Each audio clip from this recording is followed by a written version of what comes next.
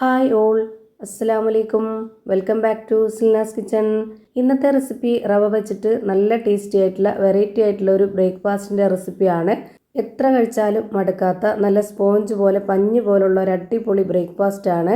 ഏത് കറികളുടെ കൂടെ വേണമെങ്കിലും കഴിക്കാനും പറ്റും.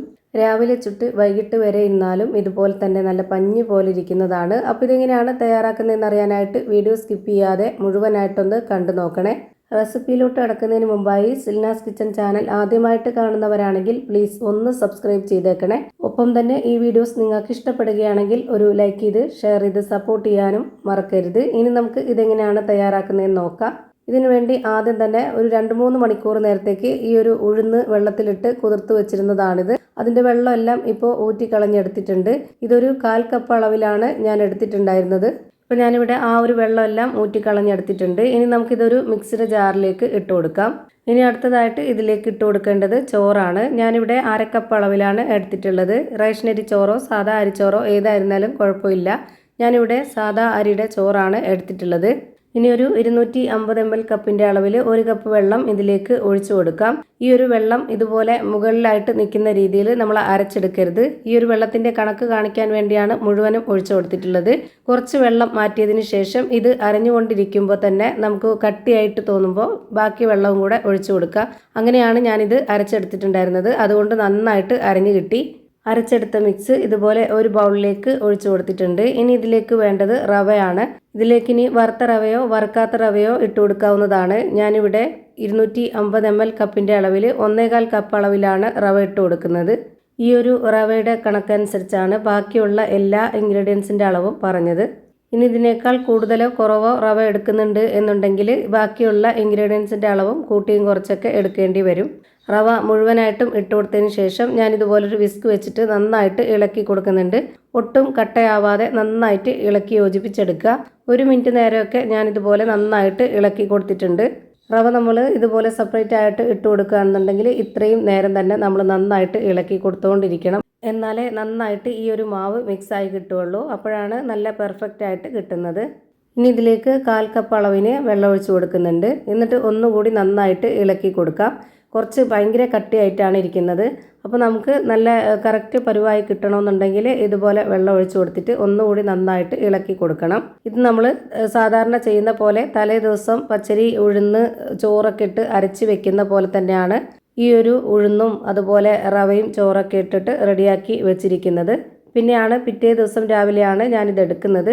അപ്പോൾ ഇത് തുറന്ന് നോക്കുമ്പോഴത്തേക്ക് നല്ല പോലെ പതഞ്ഞ് വന്നിട്ടുണ്ട്. ഒരുപാട് അങ്ങ് പൊങ്ങി വന്നിട്ടില്ല എങ്കിലും നല്ലപോലെ പതഞ്ഞിട്ടുണ്ട്. ഇപ്പോൾ ഞാനിതുപോലെ ഒരു കയ്യിൽ വെച്ചിട്ടൊന്ന് കോരി കാണിച്ചു തരാം. ഇത് മൊത്തം പതയാണ്. ഇത് എത്രത്തോളം നിങ്ങൾക്ക് ക്യാമറയിൽ കാണുമ്പോൾ മനസ്സിലാവുന്നുണ്ടെന്ന് എനിക്കറിയില്ല.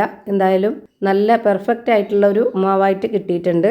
ഇപ്പോൾ ഇതിൻ്റെ റവയൊക്കെ കുതിർന്ന് ഭയങ്കരമായിട്ട് കട്ടിയായിട്ടാണ് ഇരിക്കുന്നത്. ഒന്ന് ലൂസാക്കി എടുക്കണം. ആദ്യം ഇതൊന്ന് നന്നായിട്ട് ഇളക്കി കൊടുക്കാം. ഇപ്പോൾ ഇത് കാണുമ്പോൾ തന്നെ നിങ്ങൾക്ക് മനസ്സിലാവും എത്രത്തോളം റവ കുതിർന്ന് വന്നിട്ട് നന്നായിട്ട് കട്ടിയായിട്ടുണ്ടെന്ന്, അതുപോലെ നല്ല പതയായിട്ടിരിക്കുന്നുണ്ടെന്നും.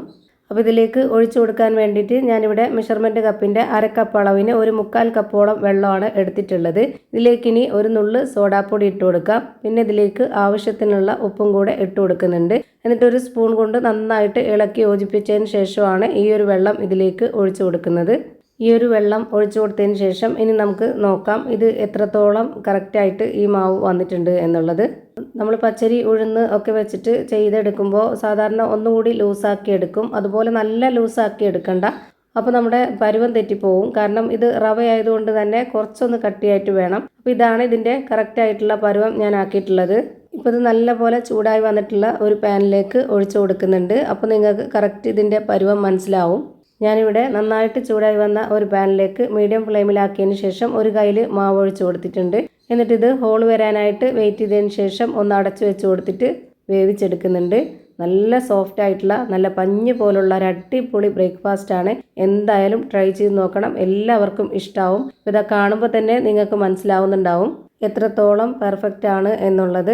അതുപോലെ ഓരോന്നും ചുട്ടെടുത്തതിന് ശേഷം ഞാൻ ഒട്ടും തന്നെ ഓയിലോ എണ്ണയോ ഒന്നും തന്നെ സ്പ്രെഡ് ചെയ്തിട്ടില്ല. അല്ലാതെ തന്നെ ഒഴിച്ചു കൊടുക്കുകയാണ് ചെയ്യുന്നത്. അപ്പോഴാണ് ഇത് ഹോൾ വരാനൊക്കെ നല്ല എളുപ്പമായിട്ടുള്ളത്. ആ ഒരു മീഡിയം ഫ്ലെയിമിൽ തന്നെ വെച്ചിരുന്നിട്ടാണ് എല്ലാം ചുട്ടെടുക്കുന്നത്.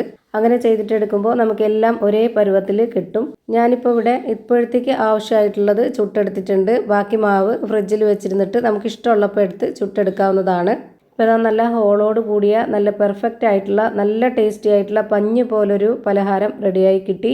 അപ്പോൾ നമുക്കിത് റവ ദോശ റവ അപ്പം എന്നൊക്കെ പറയാവുന്നതാണ്. അപ്പോൾ ഇത്രയേ ഉള്ളൂ ഇന്നത്തെ വീഡിയോ ഇഷ്ടമായാൽ ലൈക്ക് ചെയ്യാനും കമൻറ്റ് ചെയ്യാനും ഷെയർ ചെയ്യാനും മറക്കരുത്. അതുപോലെ തന്നെ ഞാനിടുന്ന പുതിയ വീഡിയോസ് നോട്ടിഫിക്കേഷനായിട്ട് കിട്ടുന്നതിന് വേണ്ടി സബ്സ്ക്രൈബ് ചെയ്ത് ബെല്ലൈക്കൺ അമർത്തി അതിൽ ഓൾ എന്ന ഓപ്ഷൻ എനേബിൾ ചെയ്ത് കൊടുക്കാനും മറക്കരുത്. പുതിയൊരു വീഡിയോയുമായി വീണ്ടും വരും. Thank you for watching.